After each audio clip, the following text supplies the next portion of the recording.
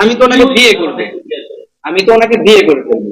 Test বলতে আসলে এই এই সম্পর্কে ডিএনএ টেস্ট হয় না, এটা মেডিকেল হয় মেয়েদের, বেসিক্যালি মেয়েদের মেডিকেল হয়। সেই ক্ষেত্রে যেখানে আমাদের সম্পর্কটাই নেই, এখন মেডিকেল করার প্রশ্ন আসছে কেন?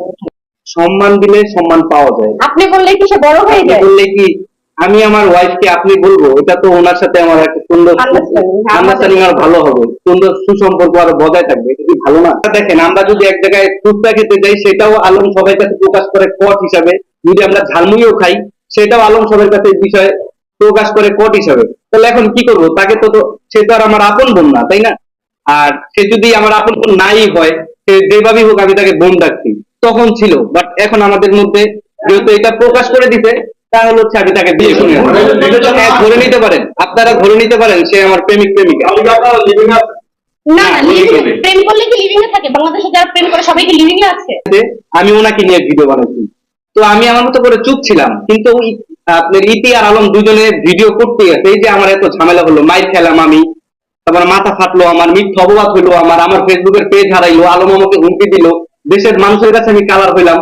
তারপরও আমি চিন্তা করলাম, যেহেতু আলম এত পাগলামি করতেছে, ওনাকে ভালোবাসে, আমি ওনাকে বুঝায় শুনে আলমের কাছে আমি বলছি যে আপনাকে যদি কেউ ভালোবাসে তাহলে আলম ভালোবাসে, আপনি চলে যান, সমস্যা নেই, আমার প্রবলেম হচ্ছে, তো আমি আমারটা দেখে নিব। আলমের কাছে পাঠাচ্ছি। আলম কি করলো? কোরআন শরীফ ছুঁয়ে তাকে ওয়াদা দিল একটা, আর সে করলো আরেকটা। এখন উনি যদি আপনাদের বোন হতো, আপনি কি আলমের কাছে পাঠাইতেন?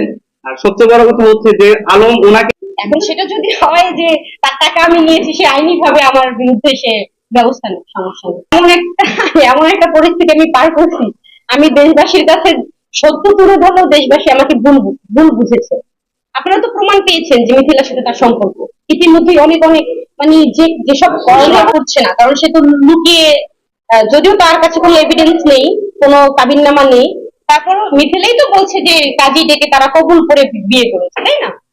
এখন আপনারা দেখবেন যে সুশীল সমাজে এই মিথিলা নামের মেয়েটা যা ছড়াচ্ছে,